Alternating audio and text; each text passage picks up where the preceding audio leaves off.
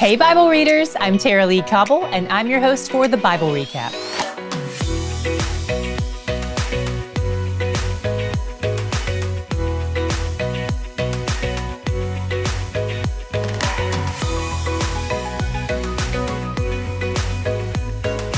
We open today with David mourning the death of Absalom. As far as we know, he doesn't have any idea how Absalom died or that Joab had anything to do with it. But Joab knows, and it seems like he's feeling a lot of guilt over David's grief and his own rebellion against David's orders to protect Absalom. He rebukes David for not being more grateful over their victory and for letting the death of his enemy weigh him down, even though it was his own son. David responds in the way Joab suggests, by putting a stop to his grief and going home to Jerusalem to appear before the people. But it seems like David might harbor some resentment for Joab's harsh words, whether he was right or not. The people of Israel aren't really sure what to do with David now. Should they still regard him as king? There are two primary responses, and they're divided along tribal lines.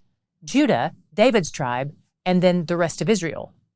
Interestingly, the ones who are hesitating the most about reinstating David as king are his own people, Judah. As he's attempting to convince the leaders of Judah to reinstate him, David does something unexpected. He replaces Joab, the commander of his army, with Amasa, who was the commander of Absalom's army approximately 24 hours earlier. Some people believe this was because Joab had disobeyed David's command not to harm Absalom, but we have no evidence that David even knew about that. It seems more likely that this choice is motivated either by David's bitterness over Joab's rebuke or by David's attempt to get the tribe of Judah back on his side. Regardless, David's plan works, and Judah gets on board and reinstates him as king. But you can imagine this whole thing probably feels like a slap in the face to Joab, even though he sticks by David. The first thing David does once he's re-kingified is pardon a bunch of his enemies. Shimei, the one who had been hurling curses at him as he fled Jerusalem, comes groveling before him because cursing the king is punishable by death. But David pardons him and makes an oath that he won't kill him. Then Mephibosheth approaches David, and he has an entirely different version of the story than the one we heard from his servant Ziba back when he brought David the donkeys in chapter 16. According to Mephibosheth's version, he did not try to take the kingdom back from David, and David seems to believe him. But David has already given Ziba all that belonged to Mephibosheth, so now he offers to split things up 50-50 so that he can honor his commitment to both men, even though at least one of them is clearly lying. David also makes a generous offer to Barzillai the Gibeonite, who is one of the 3 men who brought him food and provisions when he was in exile. But Barzillai's like, I'm old, don't waste your time pampering me, but I know someone else who would be happy to go instead. And David agrees to take the man, who is probably Barzillai's son, back to Jerusalem with him. David resumes business as usual, but there's still a division between Judah and the rest of Israel. However, the tables have turned. Now, Judah is backing David, and the rest of Israel is against him. A Benjamite named Sheba decided to rally a following, and remember, the Benjamites are Saul's people, and they think that the king should still be a Benjamite, not someone from the tribe of Judah like David. Sheba makes a call for the military men of Israel to leave David's army, and they do. Uh-oh. David realizes this is a problem, so he calls on his brand new military commander, Amasa, the one who replaced Joab, and tells him to get their army ready to attack in 3 days. But Amasa procrastinates, so David calls in the second string, including Joab, the former commander. Awkward. When Amasa finally shows up on the scene, Joab pretends to greet him, but fakes him out and stabs him instead. Joab loves to stab people. He stabbed Abner and Absalom and now Amasa, so if your name starts with an A, all I'm saying is steer clear of Joab. With Amasa dead, Joab picks up where he left off as commander of David's army, and he goes after Sheba and his crew. When they get to the city of Abel, they besiege it because Sheba is inside. Joab is ready to destroy the whole town, but a wise woman who describes herself as peaceable and faithful comes to reason with Joab. She basically says, look, there's no reason for you to kill us all. Our town has a rich history of glorifying God, so just tell us what you want. Joab says they're there just for Sheba. So the woman says, don't worry, I got you. We'll toss his head over the wall. Just give me a sec. She is repeatedly praised for her wisdom in this passage.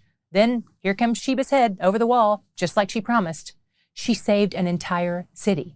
And Joab's army goes back home, having eliminated the most recent threat to David's kingship. Chapter 21 tells us about a 3-year famine in the land. When David asked God about it, God says that Saul has committed some sin that has to be dealt with. If I were David, I probably would have been like, Saul is dead and I'm not Saul. Why am I being punished for what he did? I didn't particularly like him either, remember?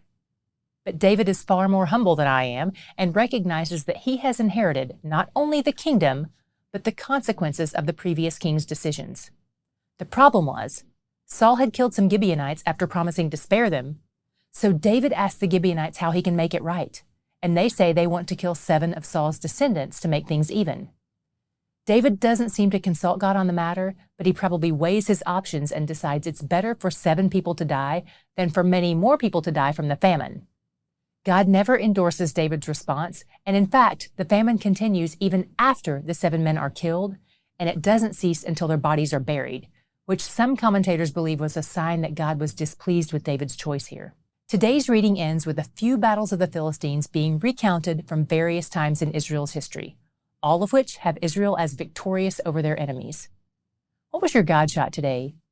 I was reminded of how seriously God takes sin. The land of Israel was suffering because Saul had broken a promise to the Gileadites. This happened a long time ago, but God cares about justice. And he brought famine to catch David's attention so that he would address the situation and make things right. It comforts me to know that God doesn't forget. It comforts me to know that he can be trusted to handle these things. It frees me up not to take matters into my own hands. It frees me to pursue him instead of vengeance. It frees me up to love both him and my enemies. When I'm the one who has been wronged, God can be trusted to handle it, to work in the hearts of those who have wronged me on my behalf. And when I'm the one who has wronged others, the same thing is still true. He's going to work in me on their behalf. Our God is working to restore all things, and that includes not just my story, but also my heart. He's where the joy is. You know those description boxes under each day's video? And you know how we stack them with links to articles and videos and other things to help you dig deeper into God's Word? We've compiled all those into one massive treasure chest on our website. You can get the whole year's worth of links on our website at thebiblerecap.com/links. And we've linked to that in today's description box.